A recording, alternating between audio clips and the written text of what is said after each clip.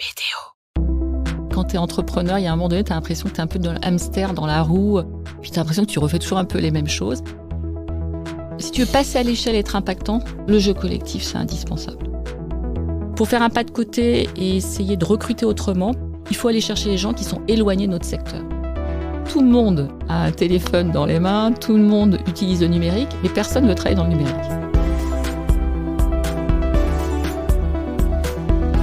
Bienvenue dans Coulisses de CEO, le podcast qui met à nu les dirigeants. Je suis Arnaud Naudan et dans chaque épisode, avec mes invités, on décrypte les challenges des leaders d'aujourd'hui et de demain. Bonjour et bienvenue dans ce nouvel épisode de Coulisses de CEO. Aujourd'hui, j'ai le plaisir de recevoir Véronique Turner, une figure emblématique du numérique en France. Véronique est depuis 2023 la présidente de Numéum, le syndicat patronal des entreprises du numérique en France. Cette organisation joue un rôle clé dans le développement des politiques publiques liées au numérique et soutient ses membres à travers diverses initiatives, en se concentrant notamment sur le développement des compétences numériques et la promotion d'un numérique responsable et durable. Véronique est avant tout une entrepreneure, cofondatrice d'Alterway Group Smile, une entreprise spécialisée dans les services liés aux technologies open source. Véronique est une dirigeante engagée au cœur de l'évolution technologique du pays. C'est un plaisir de la recevoir. Bonjour Véronique. Bonjour Arnaud.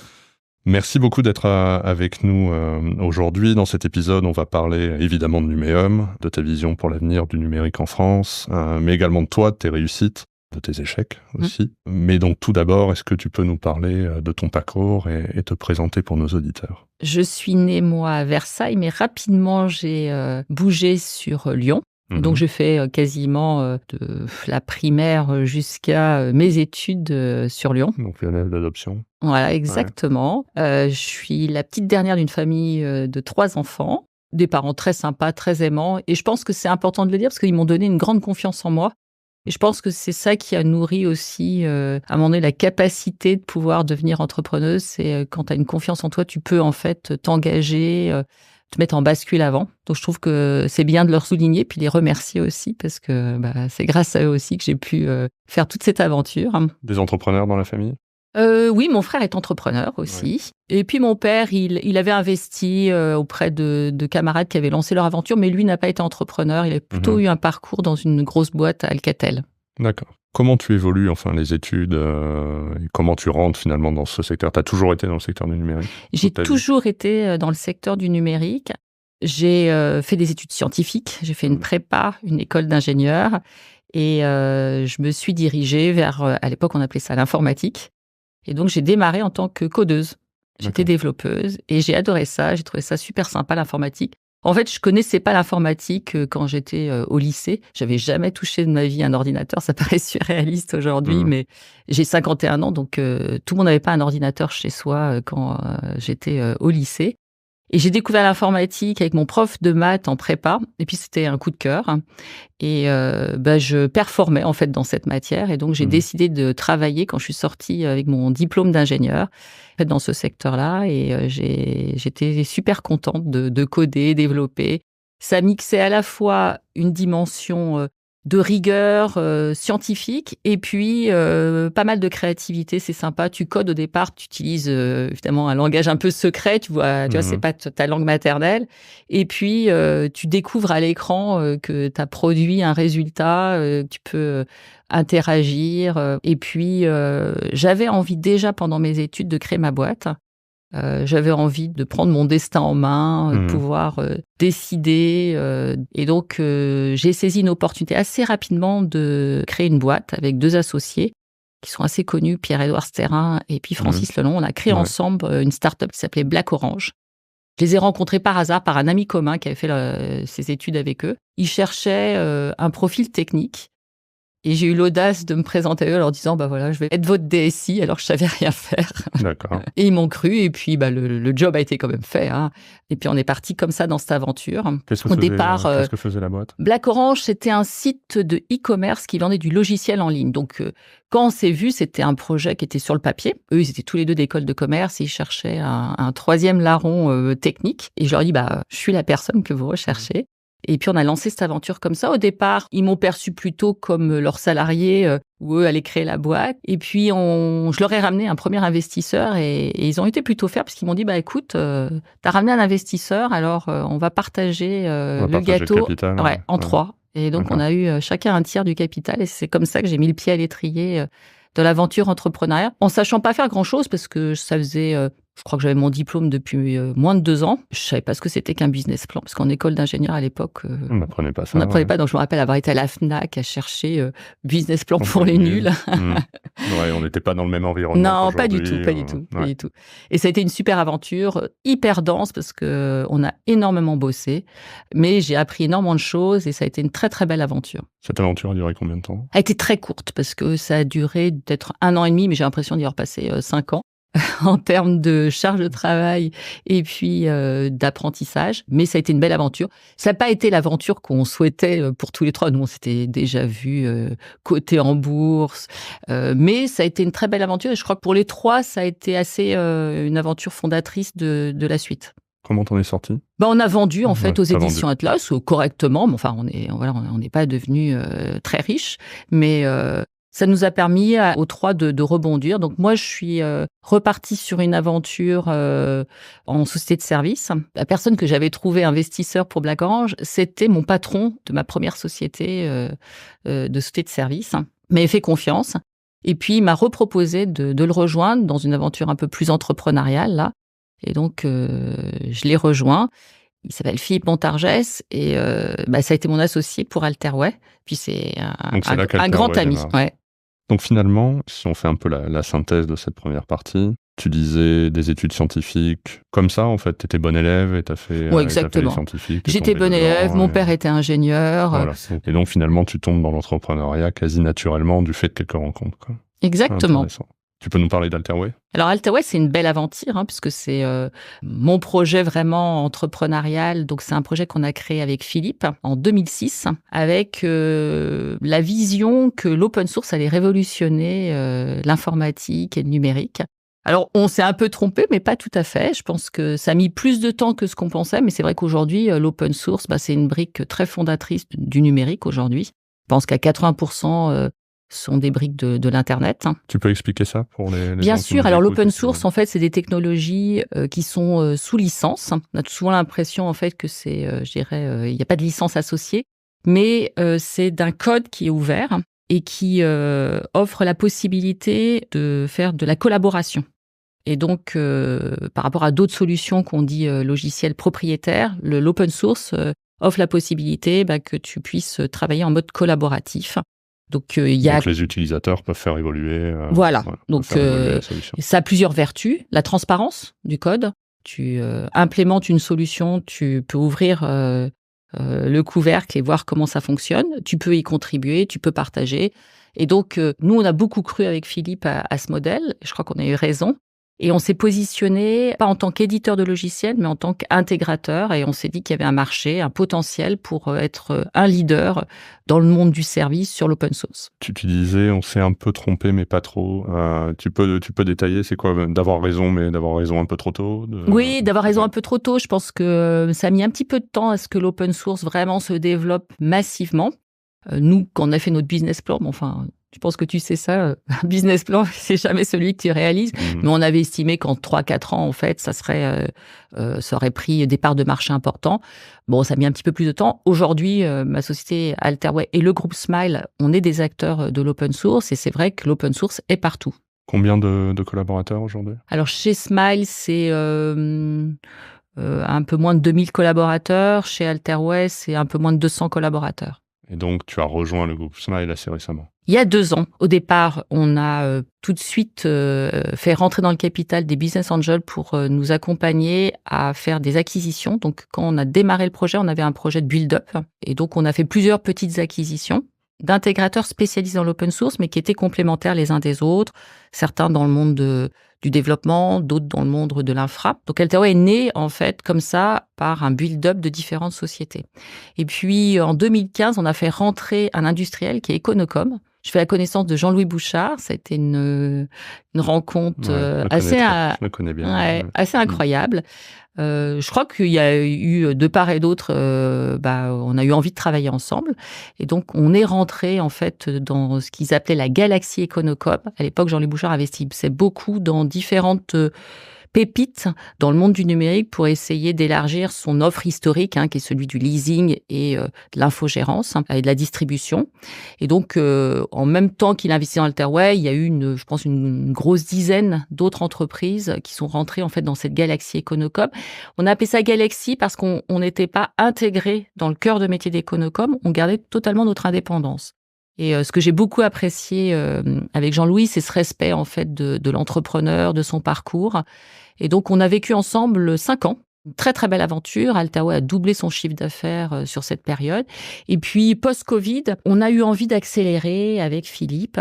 Et on sentait que chez Econocom, on n'était pas tout à fait dans le cœur de métier et que c'était difficile pour nous d'accélérer.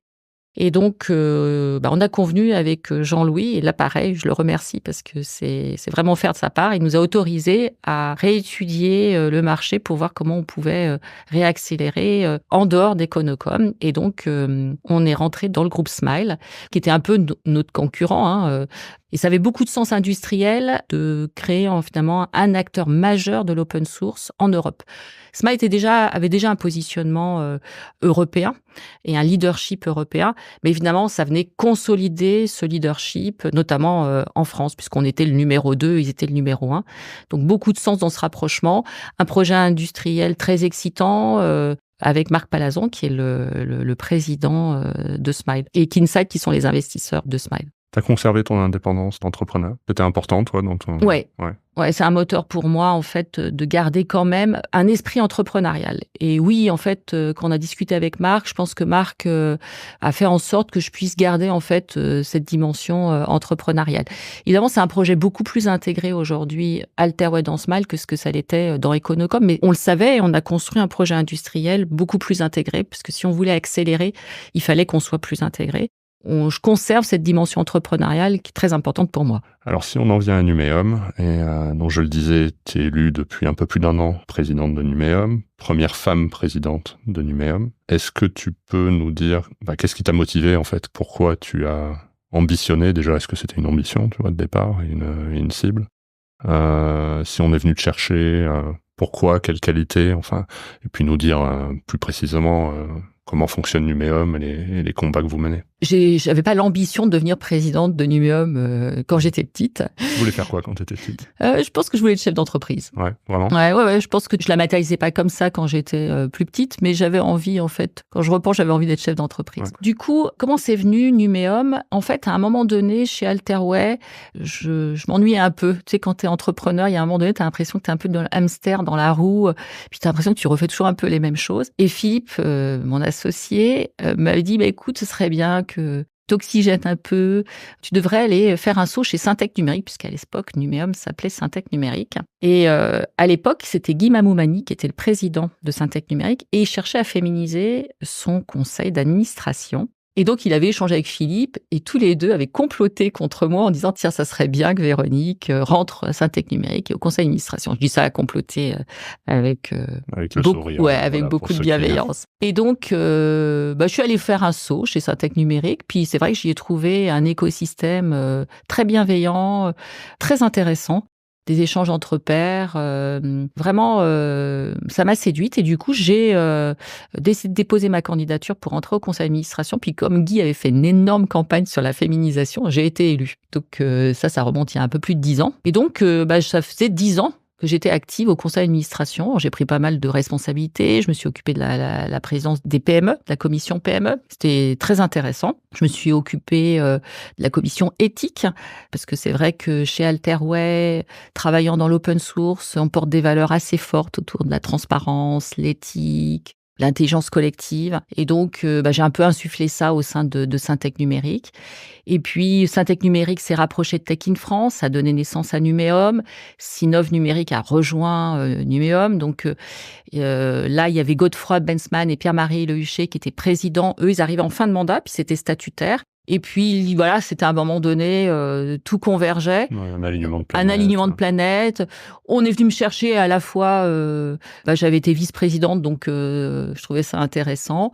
Et puis, on en a pas mal discuté avec Marc, parce qu'on venait de faire le rapprochement avec Smile. C'était pas notamment un super momentum, parce qu'il y avait quand même pas mal de choses à faire dans ce rapprochement, de créer en fait une nouvelle dynamique. Et puis finalement, ça s'est bien passé assez rapidement au sein du groupe Smile, et on s'est dit avec Marc que c'était jouable que je puisse prendre ce mandat. C'est un mandat qui est un peu exigeant, hein.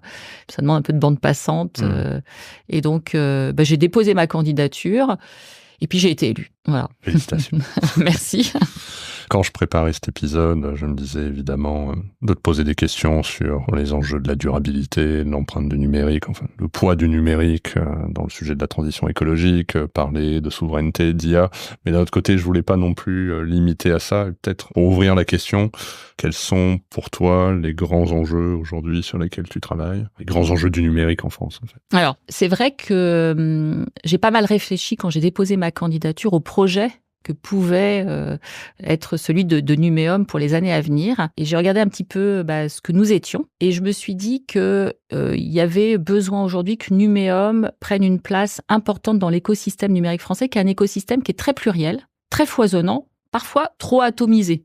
Tu sais, si à un moment donné, tu veux être impactant, être atomisé, ça peut être un peu un handicap. Pourquoi atomisé ? Parce qu'il y a énormément d'organisations professionnelles partout dans le territoire. Alors à la fois, c'est très positif parce que ça montre qu'il y a une dynamique, que c'est foisonnant.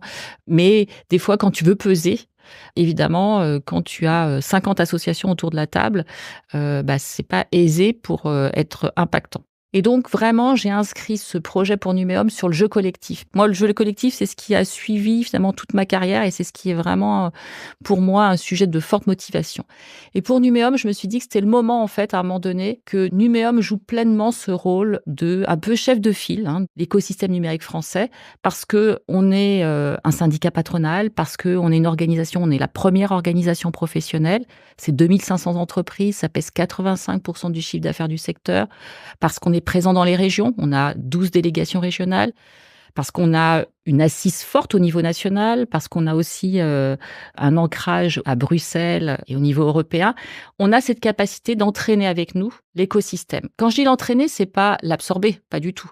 C'est plutôt être capable de matérialiser à un moment donné, et je vais prendre du langage des JO, l'équipe de France du numérique. Être en capacité de pouvoir incarner l'équipe de France du numérique et embarquer avec nous tout l'écosystème sur certains sujets. Et les sujets, en fait, que j'ai identifiés qui me semblaient prioritaires, c'était les régions. Parce qu'aujourd'hui, 90% des décisions se passent dans les régions. Parce que les territoires doivent se saisir des opportunités offertes par le numérique, l'IA, évidemment, mais pas que. Et parce qu'aujourd'hui, je pense qu'on maille pas suffisamment bien nos actions entre les territoires, le national et l'Europe. Donc les territoires, c'est ma première des priorités. La deuxième des priorités, c'est les compétences. Tu le sais, on est un secteur qui est en manque de talent. Quand on fait nos enquêtes auprès de nos 2500 adhérents, c'est le premier frein qui est cité à la croissance.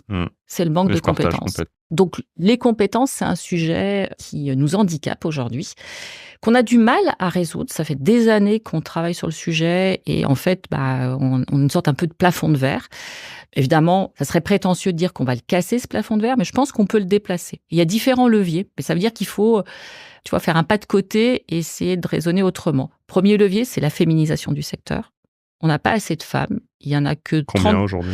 30% quand tu prends tous les métiers confondus dans nos entreprises, mais ça inclut donc les RH, le commerce, la RSE, la direction financière. Si je prends que des métiers techniques, on va plutôt être à 16-17%. Donc on n'est pas un très bon élève.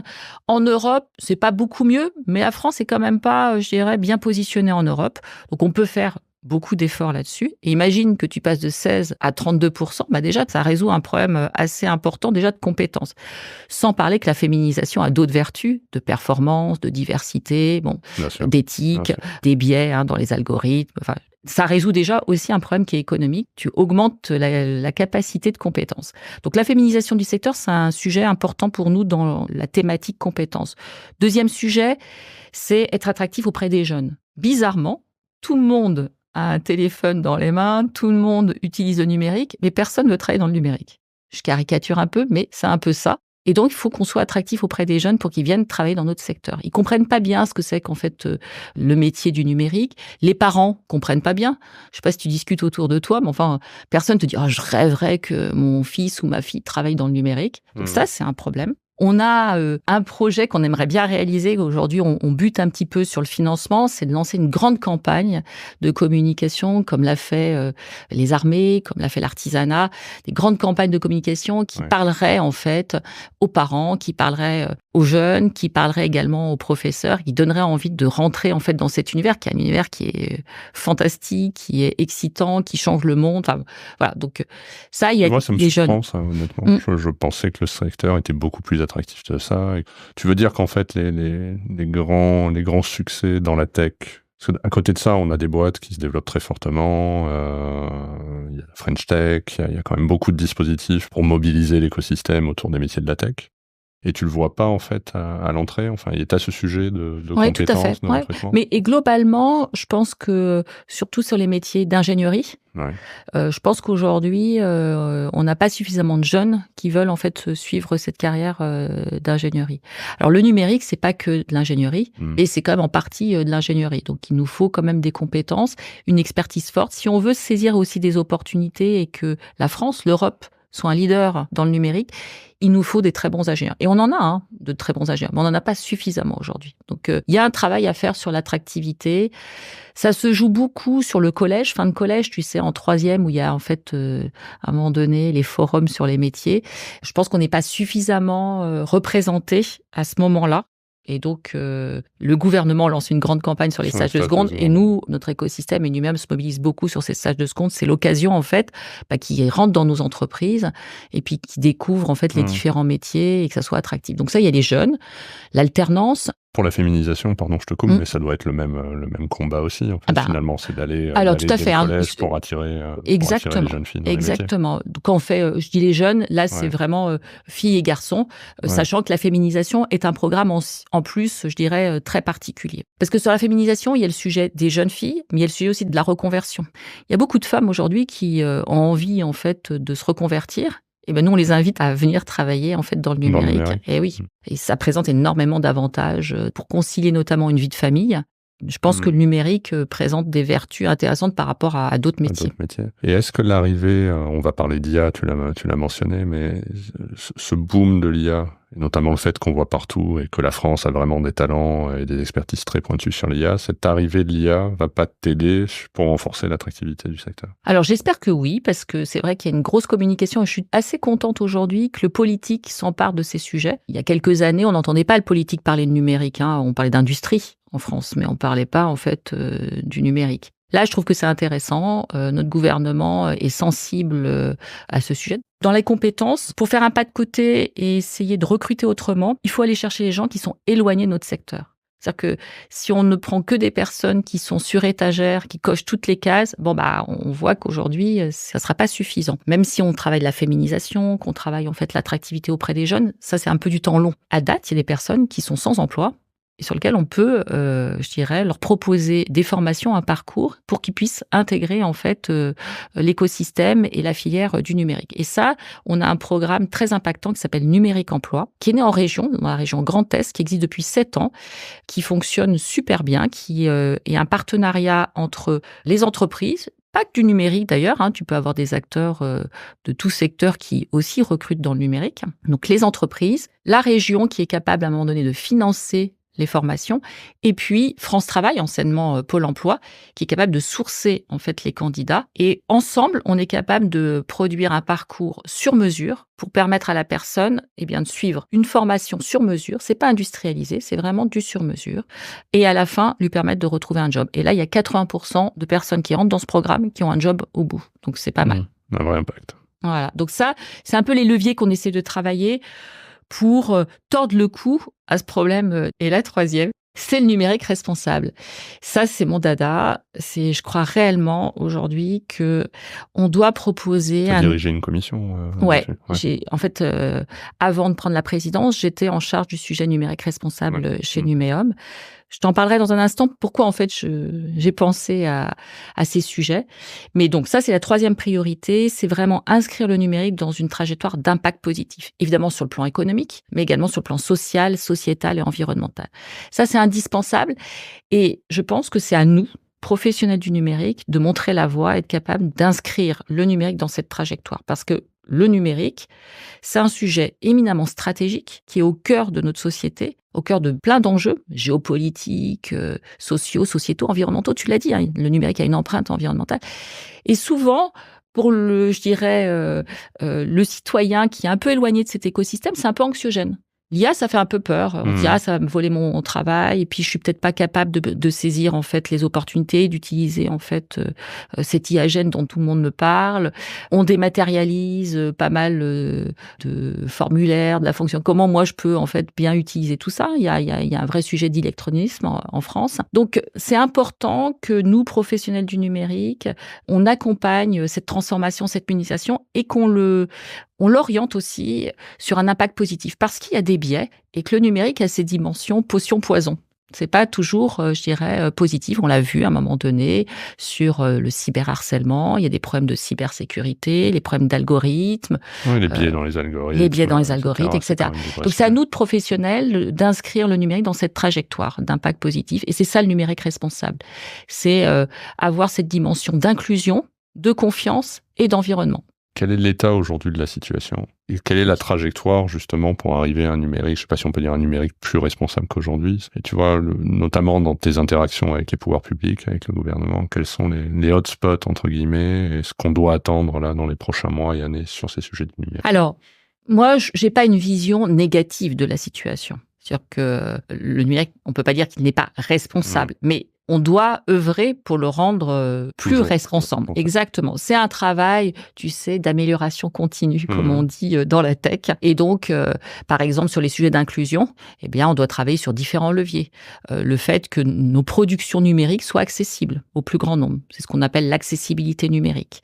Le fait que des programmes comme Numérique Emploi sont des programmes inclusifs. Faire en sorte que des gens qui sont éloignés de l'emploi, grâce au numérique, peuvent retrouver un job et retrouver une place dans la société. Donc ça, c'est des actions que nous menons sur l'accessibilité, le handicap, les personnes qui sont éloignées de l'emploi.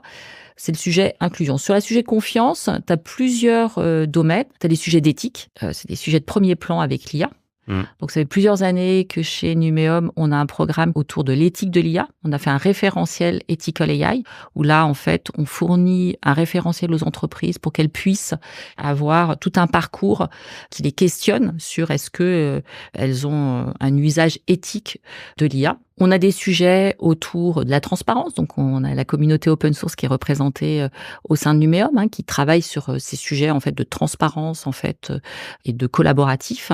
On a les sujets de confiance qui sont autour de la sécurité. Donc, on parle beaucoup de cybersécurité. Il y a des enjeux majeurs autour de cette thématique. Là, il y a aussi des sujets de réglementation. L'Europe s'est emparée beaucoup du numérique sur l'angle de réglementation. Et donc, tu sais qu'il y a l'IA Act. Il y a NIS 2 qui arrive là et qui est sur les sujets en fait de cybersécurité. Donc, les entreprises vont devoir se mettre en conformité par rapport à ces domaines. Donc, je reviendrai sur l'Europe, mais en un mot, je pense que c'était bien qu'on ait une phase de réglementation parce que c'est important qu'on puisse partager, de cadrer, exactement. Dans Numérique Responsable, il y a aussi à un moment donné la logique de donner un cadre pour que on puisse protéger en fait les citoyens, les usagers, nos entreprises. Mais on peut pas rester que sur la réglementation. Il faut aussi à un moment donné être dans l'action. Je reviendrai dessus sur l'Europe, mais voilà. Donc là-dessus, sur la confiance, il y a la cybersécurité et puis il y a les sujets d'autonomie stratégique qui sont importants. Si on veut à un moment donné que la France prenne une place sur l'échiquier mondial, et notamment je pense que le numérique doit l'y aider, la France ne peut pas le faire seule, elle doit le faire avec l'Europe. Et si l'Europe veut demain être une championne du numérique, elle doit réfléchir à son autonomie stratégique sur ces sujets. Et donc, elle doit développer des champions européens sur le numérique qui vont lui permettre de pouvoir avoir une liberté de choix de ces solutions et pas être contrainte par les champions américains, chinois. Par d'autres acteurs. Donc, et elle doit protéger aussi son patrimoine qui sont ses données. Donc ça, c'est un point important du numérique de confiance. Donc hier, je te disais qu'on signait ce contrat stratégique de filière qui est sur les solutions numériques de confiance. Ça montre bien en fait l'enjeu stratégique qu'il y a autour de ça. Et puis sur l'environnement, eh bien, le numérique a sa part dans l'empreinte environnementale, mais c'est surtout aussi un levier pour aider l'ensemble des industries aujourd'hui à résoudre le problème qu'ils ont sur leur empreinte environnementale, notamment sur les sujets de climat. Donc sans numérique, il n'y a pas de transition environnementale. Ça, je pense que ce n'est pas que Numéum qui le dit, je pense que notre ministre de l'Environnement le dit, je pense que beaucoup d'industriels le disent. Maintenant, c'est pas parce qu'il n'y aura pas de transition environnementale sans numérique que le numérique ne doit pas faire sa part. Et donc, en tant qu'acteur, on se doit d'être responsable et nous œuvrons aujourd'hui pour que lorsque nous développons des solutions, dès la conception, on réfléchisse à l'empreinte environnementale. Parce que le numérique a quand même été assez pointé du doigt sur les sujets de l'empreinte, notamment l'empreinte carbone. Oui. Il y a eu des secteurs, le transport évidemment, mais beaucoup de gens qui disent, enfin les emails, le streaming, les data centers, enfin, quel est ton point de vue, toi, là-dessus ? Bien sûr. Moi, mon point de vue, c'est de dire que le numérique a une empreinte environnementale. Après, je pense qu'il ne faut pas diaboliser le numérique. Aujourd'hui, l'empreinte environnementale est 3-4%. Mais c'est sûr que comme on voit qu'il y a une croissance très forte du numérique, on s'inquiète du coup ce que ça peut devenir. Maintenant, je crois qu'on a une bonne connaissance de cette empreinte. On sait que pour une très grande majorité, elle est dans la fabrication des infrastructures et le transport, en fait. Donc, l'effort qu'on doit faire massivement aujourd'hui, il est sur le matériel. Donc, il faut pas changer tous les 2 ans de smartphone. Il faut allonger la durée de vie, en fait, de tous nos outils numériques. Puis, quand on arrive à un moment donné en fin de vie, il faut essayer de leur donner une seconde vie avec un second usage. Et puis, au bout du bout, c'est il faut recycler. Le premier acte responsable, c'est de pas changer tous les 2 ans, en fait, son matériel. Et on vit dans une société de consommation, là où, en fait, on voyait pas, en fait, le problème de se dire, tiens, il y a un nouveau smartphone qui sort, j'ai envie de me l'acheter, il y a de nouvelles fonctionnalités. Je pense que mon propos n'est pas de dire qu'il faut pas changer, mais je pense qu'il faut, en tout cas, se poser la question, est-ce que j'en ai vraiment besoin? Est-ce que je peux pas acheter du seconde main? Je crois que c'est vraiment très responsable d'avoir ça. C'est pas que les smartphones, c'est les ordinateurs, les serveurs, etc. Donc, nous, chez Alterweb, par exemple, tu vois, on a une activité d'infrastructure très forte. On fait de l'infogérance et de l'hébergement. On a allongé la durée de vie de tout notre matériel. Là, on touche au Green IT. C'est des choses qu'avec Numéum, vous travaillez, et là, pas uniquement pour vos adhérents, j'imagine pour toute entreprise. Tu vois, si je te dis, tu as parlé de l'IA avec des chartes d'utilisation de l'IA. En fait, une entreprise comme moi peut bénéficier aujourd'hui de ce qui est produit par Numéum pour pouvoir appliquer ces best practices dans nos entreprises. Alors, exactement. Ouais. Ethical AI, c'est un référentiel qui est aujourd'hui ouvert à toute entreprise. Et puis, sur l'environnement, tu me tends une sacrée perche. Sur Planète Tech Care, qui a été mon bébé, que j'ai lancé à 3 ans, et qui est une initiative qui est vraiment essaie de rassembler tous les acteurs qui veulent œuvrer sur le sujet du numérique et environnement, aussi bien sur la partie Green IT que l'IT for Green. Et donc, aujourd'hui, tu as un peu plus de 1000 signataires, entreprises et acteurs de la formation. Et puis, tu as une 60aine d'associations qui sont partenaires ou ambassadrices, en fait, de l'initiative. Quand tu rentres dans la communauté, donc c'est gratuit pour une entreprise, c'est du B2B, c'est pas du B2C. Mais quand tu rentres, en fait, dans la plateforme, tu as accès tous les mois à du contenu que tu peux utiliser au moment du webinar quand il est partagé, mais il est enregistré. Donc, tu as la plus grande vidéothèque aujourd'hui sur le sujet du numérique et environnement en France. Et je pense en Europe, parce qu'il n'y a pas d'autres initiatives équivalentes. On est d'ailleurs en train de discuter avec la Commission européenne pour que Planète Care soit déployée dans les autres pays européens et qu'on puisse dupliquer cette initiative en intégrant les spécificités de chaque pays et qui puisse bénéficier, en fait, comme nous le faisons en France, d'une plateforme qui rassemble du contenu et qui le met à disposition parce qu'il y a une urgence et qu'il faut accélérer vite.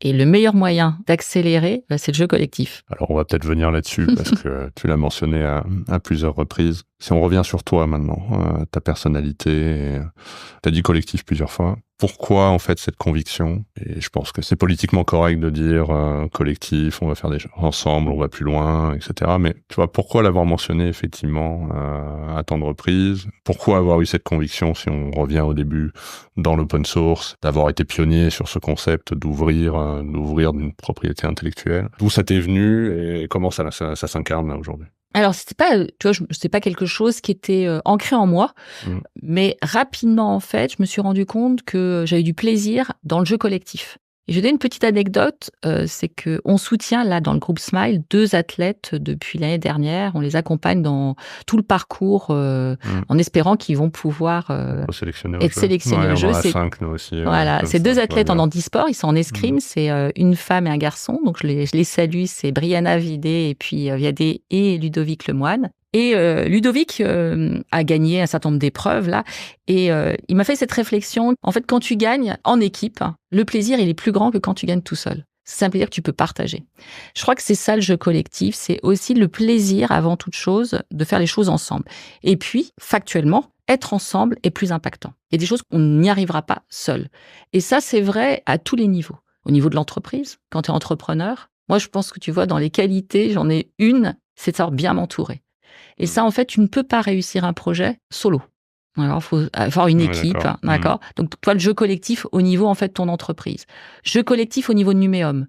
Pourquoi, finalement, les entreprises payent une cotisation pour rejoindre Numéum? Parce que ensemble, on est plus fort. On est plus fort, en fait, pour peser dans le jeu politique, pour faire passer nos messages, pour porter nos voix. On est plus fort aussi parce que on crée une communauté et on partage des bonnes pratiques, on fait du networking. Donc, le jeu collectif, il se matérialise plus tard. Et puis, au-delà de Numéum, c'est ce que je te disais, finalement, si on veut que la France, ça soit une puissance numérique, il faut que l'écosystème sache se rassembler. Donc, être en capacité aussi de faire un jeu collectif, des fois, pour peser sur des sujets. Les régions, les compétences et le numérique responsable, c'est vraiment des sujets que tu peux faire en jeu collectif. Donc, moi, je crois vraiment à ça. Je viens du monde de l'open source. L'open source, c'est le jeu collectif, c'est l'intelligence collaborative. C'est à un moment donné des personnes qui sont dans le monde entier et qui vont collaborer ensemble pour améliorer une solution logicielle et qui vont accepter de jouer de manière transparente, qui vont rentrer dans un dispositif lié à la méritocratie. Tu vois, enfin, c'est une démarche intellectuelle qui est intéressante et qui est très jouissive. Moi, je trouve que le jeu collectif, c'est vraiment sympathique et ça apporte beaucoup de satisfaction. Je trouve que quand tu gagnes à plusieurs, c'est sympa parce que tu peux partager en fait ce plaisir. Et c'est ce que me disait Ludovic Lemoine. Puis je suis d'accord avec toi, c'est quand même une obligation sur certains sujets. Tu vois, si je pense notamment à la réduction des émissions carbone, les objectifs net zéro, en fait, si tu le vois uniquement au périmètre unique d'une entreprise, tu peux pas, en fait. Tu es très vite bloqué. Exactement. Tu es obligé de parler avec ta chaîne de valeur et donc de travailler en écosystème pour que tout le monde se fixe à peu près les mêmes objectifs. Tout à fait. Et si tu veux passer à l'échelle et être impactant, le jeu collectif, c'est indispensable. Là, aujourd'hui, on le voit, il y a des enjeux importants de réglementation au niveau européen. Si on joue pas collectif au niveau français, mais pas que, il faut qu'on soit capable de jouer collectif avec nos homologues européens, en fait, tu ne pèses pas et en fait, on t'entend pas et au final, tu passes pas à l'échelle. Quel est le regard que tu as aujourd'hui sur... parler beaucoup de la nécessité de faire émerger des champions européens du numérique, objectivement par rapport à la concurrence internationale? Quel est l'état de l'art là aujourd'hui? Sur je dirais la concurrence avec les États-Unis, avec la Chine, où est-ce qu'on en est, nous, aujourd'hui, sur ces sujets de souveraineté? Il y a quand même tout un débat aujourd'hui sur la souveraineté européenne, sur ces sujets, et notamment sur les sujets d'IA. On a vu Mistral AI qui a levé des sommes folles pour justement atteindre cet objectif, ne pas être dépendant de ChatGPT. Tu vois ça positivement, avec espoir et avec confiance? Alors, moi, je vois toujours les choses avec confiance, espoir et positivement. Je pense que quand tu es entrepreneur, au fond de toi, quand même, il faut être un peu optimiste. Après, je pense qu'il y a une vision réaliste, c'est qu'aujourd'hui, l'Europe a pris du retard. Là, je parle du numérique, pas au global, même si on voit que économiquement, l'Europe a tendance à décrocher, en fait, sur sa compétitivité, sa productivité. Mais sur le sujet du numérique, c'est clair que on a pris du retard. Maintenant, je crois que c'est à nous, dans les années à venir, de construire notre parcours pour prendre notre place. Est-ce qu'on rattrapera des retards sur certaines thématiques? Peut-être pas, mais tu le sais, le marché du numérique, c'est un marché qui évolue très très vite. Ce qui était vrai hier, les plus Est-ce que on aurait pensé qu'il y aurait l'émergence d'une IA générative aussi forte sur les 2 dernières années? Je crois qu'il n'y avait pas beaucoup de monde qui avait prédit, en fait, cette révolution. Donc les choses avancent très vite, il faut se saisir des opportunités, se structurer vite, donc il faut être agile. C'est certain qu'il faut que ça soit au niveau européen, la France peut pas le faire seule, donc il faut le faire, jeu collectif en Europe. Une des faiblesses de l'Europe, c'est qu'on est, 27 pays membres, donc c'est pas facile de coordonner nos actions.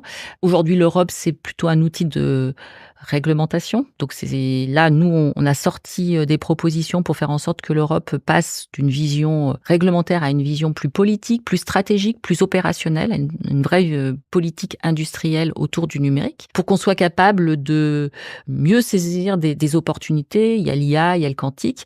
On entend beaucoup la France prendre position, et notre gouvernement a investi. Il y a une vraie ambition politique de la France sur ces sujets-là, qu'a réaffirmé d'ailleurs notre président lors de son discours à la Sorbonne. Mais il ne faut pas que la France soit seule. C'est-à-dire que l'investissement qu'elle peut faire ne sera jamais suffisant par rapport, je dirais, aux investissements qui sont en jeu au niveau des États-Unis ou en Asie. On parle beaucoup de la Chine, mais il y a aussi l'Inde.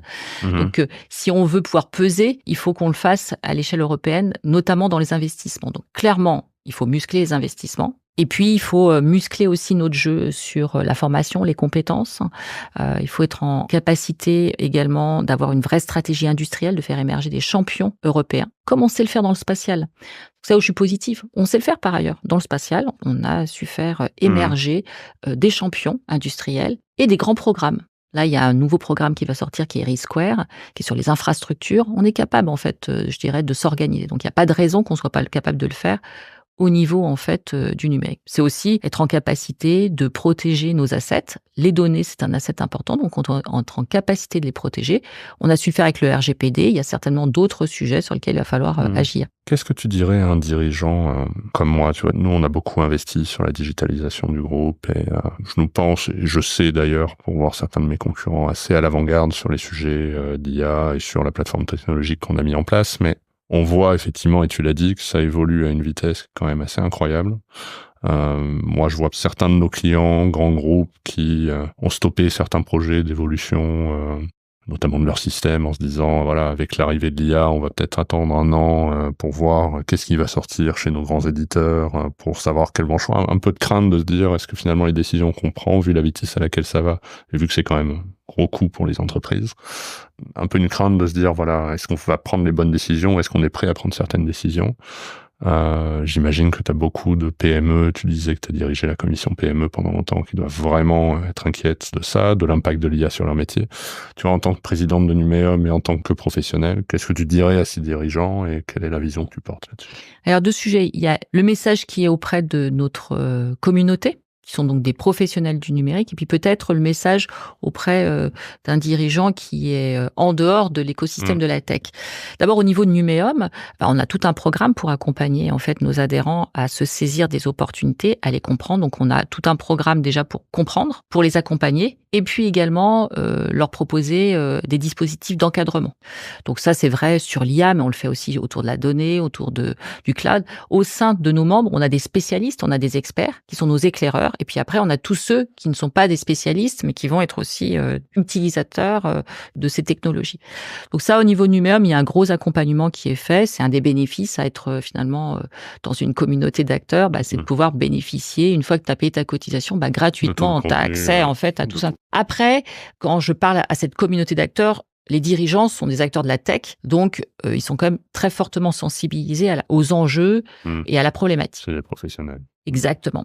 C'est un peu différent quand on s'adresse à une entreprise dont c'est pas le métier, la tech. Et là, je pense que le message, c'est leur dire, et ça, c'est la directrice générale d'une grande entreprise française qui me l'a dit, il faut aujourd'hui que les dirigeants d'entreprise, ils passent entre 10 à 20% de leur temps sur le numérique. Et ça, je pense que c'est pas le cas pour tout le monde.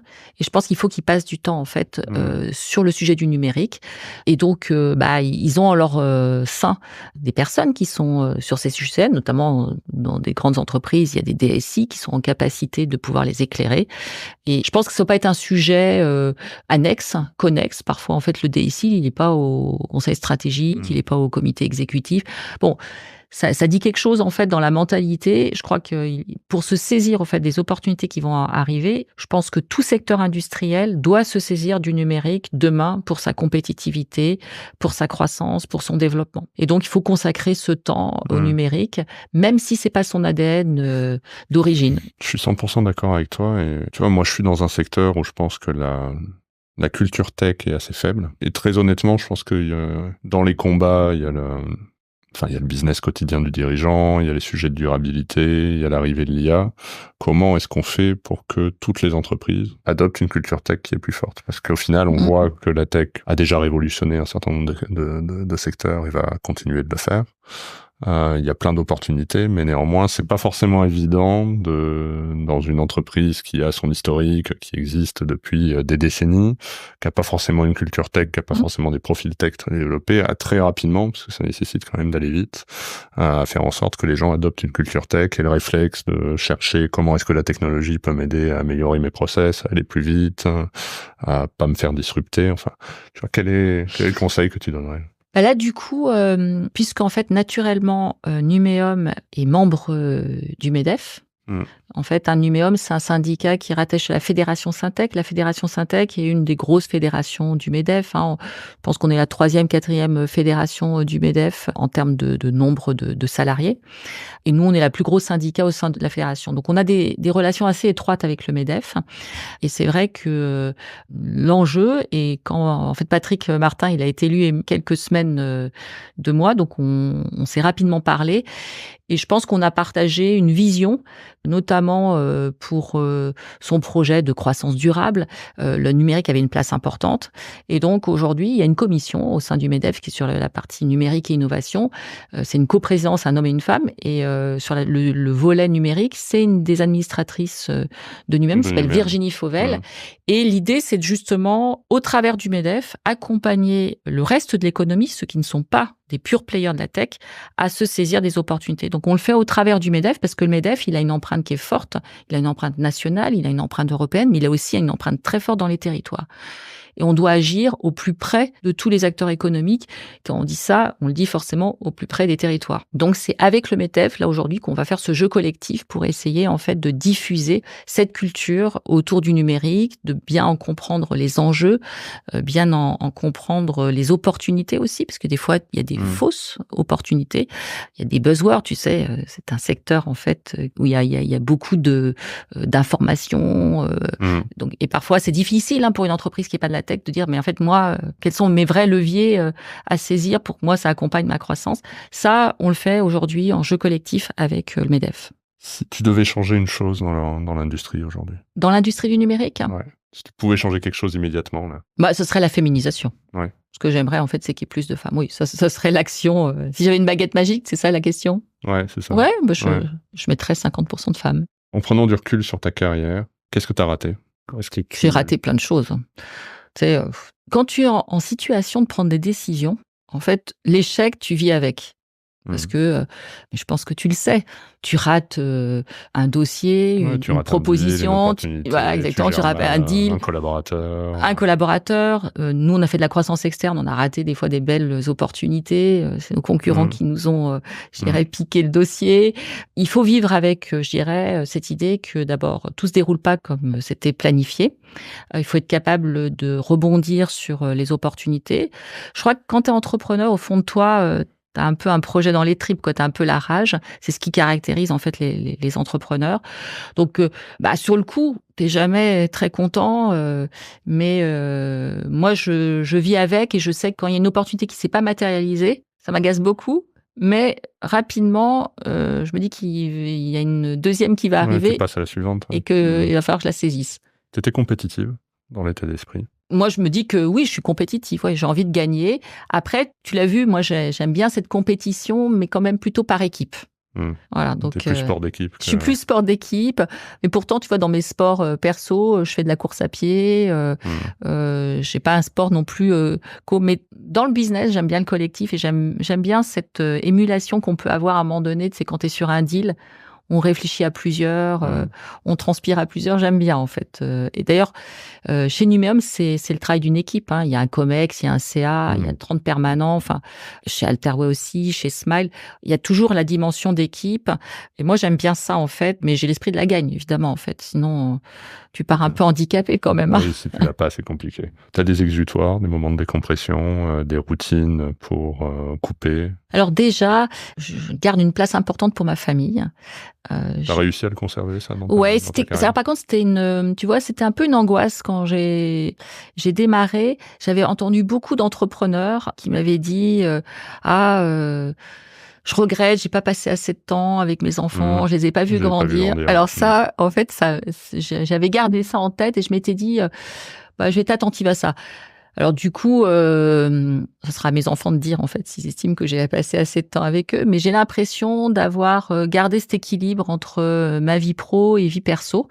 En tout cas, mes enfants, ils savent que j'étais entrepreneur et du coup, que mes différents projets prenaient de la place importante et que ça faisait partie de mon épanouissement. Mais j'ai toujours conservé, je dirais, une part importante. Et d'ailleurs, je le dis à mes salariés, c'est family first. C'est une valeur importante pour moi. Mais family first, quand mes enfants étaient petits, j'allais pas les chercher à 5 heures à la sortie de l'école. Mais par contre, je passais quand même du temps avec eux. Les week-ends, on faisait des activités. Tu vois, j'ai 2 grands garçons qui ont 17 et 20 ans et on passe encore du temps ensemble. Et c'est important, ce temps familial, également avec mon mari, mes amis. Ça, j'essaie de préserver. Mais évidemment, je suis entrepreneuse, donc en fait, je suis comme toujours un peu connectée. C'est-à-dire que moi, tu sais, j'ai jamais des grands moments où d'un seul coup, je suis déconnectée de tout. Je suis toujours quand même un petit peu connectée, mais je sais faire la part des choses. Puis après, il y a le sport. Tu as dit que tu étais un sportif. Moi, je suis pas une très grande sportive, mais j'ai toujours pratiqué régulièrement du sport. Donc, la course à pied, je marche. Je suis venue en vélo, là. Bon, c'est pas du sport parce que c'est du vélo électrique, mais bon, ça fait une petite activité pour le jour. Ça permet de bouger, ouais. Comment tu cherches l'inspiration ? Qu'est-ce qui t'inspire, en fait ? L'inspiration, déjà, j'aime beaucoup échanger avec les autres. Et donc, tu vois, chez Numéum, je trouve ça, c'est ce qui m'a séduit en premier, c'était le fait de pouvoir échanger entre pairs sur comment ils voient l'avenir de leur société, les difficultés qu'ils ont rencontrées. Cet échange-là, il me nourrit beaucoup pour à un moment donné. Et toi, quand j'ai construit le projet de Numéum, j'ai fait une 50aine d'entretiens pour construire ce programme. Et en fait, ce programme, il est totalement nourri des échanges que j'ai eus avec les uns et les autres. Et finalement, j'en ai fait une synthèse. J'en ai retiré ce qui était finalement me semblait être des priorités. Et c'est ça qui est inspirant. Puis après, le fait, de temps en temps, de pouvoir faire un pas de côté. Je trouve que c'est utile. Et j'en ai fait plusieurs dans ma carrière. Tu vois, l'entrée chez Syntec Numérique, c'était un pas de côté à une époque chez Alterway où j'ai l'impression d'être le hamster dans la roue. J'en ai fait un deuxième un peu plus tard. J'ai fait une formation l'IHEST, l'Institut des hautes études de sciences et technologies. J'ai voulu me reconnecter à ma formation initiale parce que quand tu es patron de boîte, à un moment donné, je faisais plus réellement mon métier d'origine. J'avais besoin de me reconnecter à cette culture de la science, de la rigueur, de la réflexion. Et quand j'ai fait ça, c'était en 2019-2020. C'était juste avant le Covid. C'était sur les transitions, et notamment la transition environnementale. Et tu vois, ça m'a inspirée. Et c'est comme ça qu'est née Planète Tech Care derrière. C'est par ce temps de réflexion avec d'autres sur des grands enjeux qui étaient sur la transition alimentaire, énergétique, environnementale. Ça m'a inspirée en me disant, je suis sortie de là, je pense que la moitié de la promotion était un peu déprimée en disant, oh là là, c'est la fin du monde. Moi, ça me fait pas cet effet-là. Au contraire, en fait, quand il y a un sujet où je me dis, il y a quelque chose à faire, ça me donne envie d'agir. Et donc, c'est ça qui m'a donné envie de lancer Planète Tech Care. Je partage complètement. Moi, je dis toujours de moi que j'ai un problème avec les études, mais j'ai toujours essayé de refaire, après avoir eu mon diplôme, au cours de ma carrière, des programmes type master spécialisé. J'ai fait un exec MBA HEC. Ces moments, en fait, de dirigeant, mais où tu retournes à l'école avec ta vision et ton expérience de dirigeant. Je trouve que ça apporte énormément et ça permet d'ouvrir complètement les chakras et d'avoir des idées que tu n'aurais pas eues différemment. Donc, je rejoins. Puis ça demande un peu d'humilité aussi, quand tu retournes en fait dans une formation. Il faut. Se reposer en question. Ouais, parce que quand tu es entrepreneur, il y a un peu, il y a un leadership, il y a un peu un ego en fait. Et donc, Donc, je trouve que c'est bien cette dimension aussi d'humilité que tu vas retrouver en te remettant dans un collectif et dans un environnement qui est pas le tien. Les HEST nous ont déplacés. Tu vois, j'ai dû à un moment donné travailler sur des sujets qui avaient rien à voir. Ouais, ils te sortent complètement de ta zone de confort. Exactement. Et ça, je trouve que c'est intéressant de sortir de sa zone de confort. C'est ça qui te fait progresser. Et je trouve que c'est une source d'inspiration fantastique. Merci beaucoup. C'est passé vite. Véronique, écoute, c'est passé vite pour moi aussi, donc j'espère que ça passera vite pour ceux qui nous écoutent. Merci beaucoup, c'était très inspirant, très heureux que tu aies trouvé le temps. Je te souhaite le meilleur pour toi, pour ta boîte, pour Numéum. Et donc encore merci, et puis pour ceux qui nous écoutent, rendez-vous la semaine prochaine pour un nouvel épisode. Salut Véronique. Salut. Merci beaucoup d'avoir écouté cet épisode de Coulisses de CEO. Je vous donne rendez-vous la semaine prochaine avec un nouvel invité. Pour ne manquer aucun épisode, abonnez-vous sur votre plateforme d'écoute préférée et partagez l'épisode parce que le podcast, finalement, c'est comme les valeurs d'une entreprise, ça se partage.